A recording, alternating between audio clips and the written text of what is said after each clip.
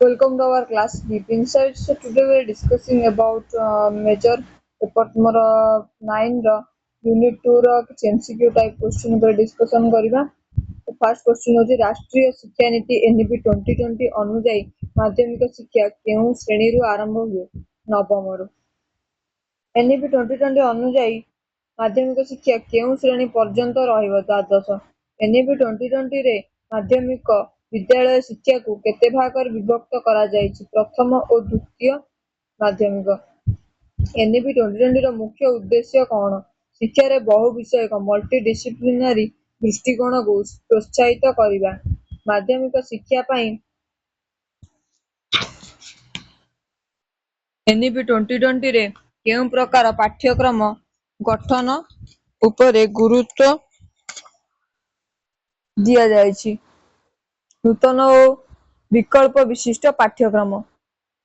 NEP 2020 अनुଯାयी माध्यमिक स्तर रे छात्र छात्री माने कौन बाछिबार स्वाधीनता पाइबे।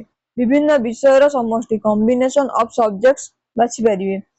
तो माध्यमिक शिक्षा रे कौशल बा स्किल्स विकास उपरे NEP 2020 कौन प्रस्ताव रखिछि वृत्तिमूलक शिक्षा सहित एकीकृत हेबो।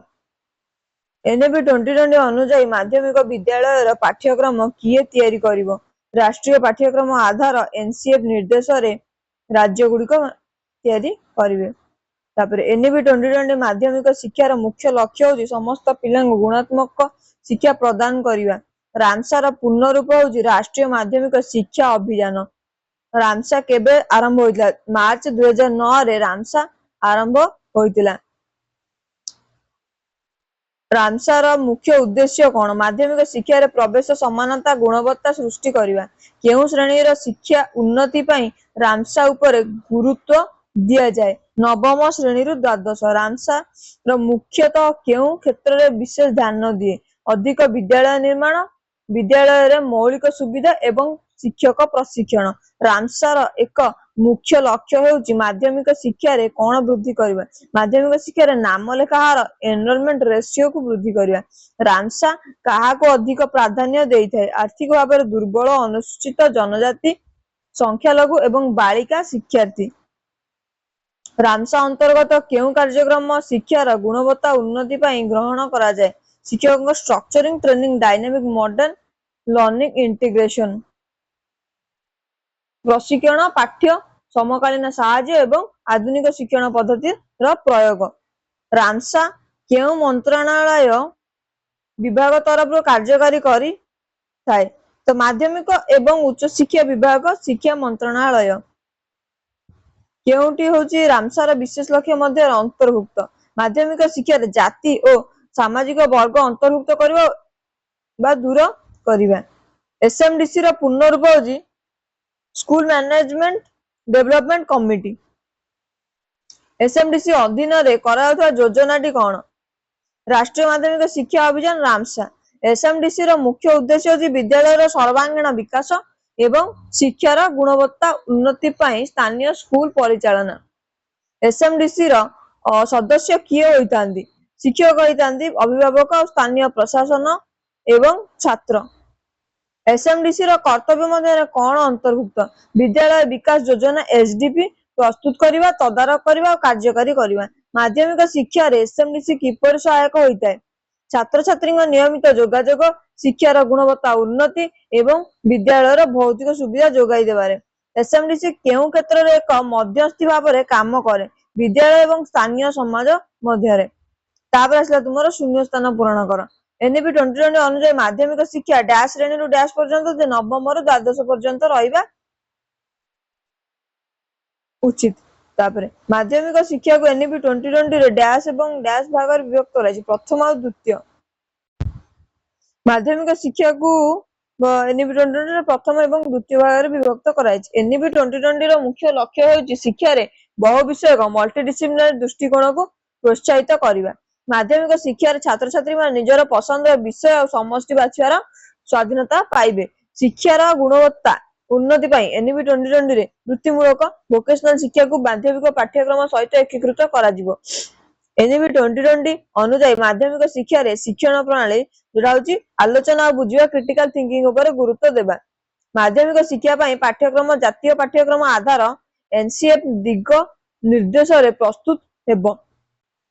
एनईपी 2020 रे माध्यमिक शिक्षा प्रणाली रे डैश एवं डैश उपरे विशेष ध्यान दिया जीवो सृजनशीलता और तार्किक चिंतन।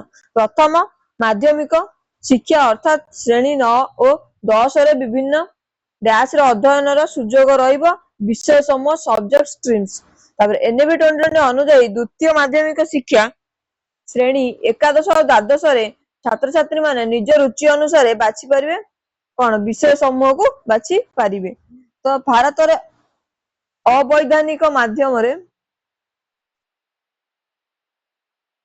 अवैतनिक बोधे माध्यम रे शिक्षा प्रदान करुवा राष्ट्रीय संस्था होची एनआईओएस राष्ट्रीय मुक्त विद्यालय अवैधानिक राष्ट्रीय मुक्त विद्यालय शिक्षा संस्थान एनआईओएस। तो एनआईओएस पूर्व डैश नाम था एनओएस राष्ट्रीय मुक्त विद्यालय अध्ययन केंद्र स्थानीय मार्गदर्शन एवं पत्र विनिमय माध्यम रे एनआईओएस शिक्षा प्रदान करी थाए करेस्पोंडेंस कोर्स होला डिस्टेंस रे करावे। एनआईओएस माध्यम रे पढ़ते छात्र छात्री माने निज पसंदर विषय बाछि पारंती। पाठ्यक्रम रे कोन उपस्थिति पई छात्र छात्री को बाध्यतामूलक नथाए बाध्यतामूलक नियम नथाए। तो एटा होची डिस्टेंस कोर्स टा कोडा एनआईओएस टा।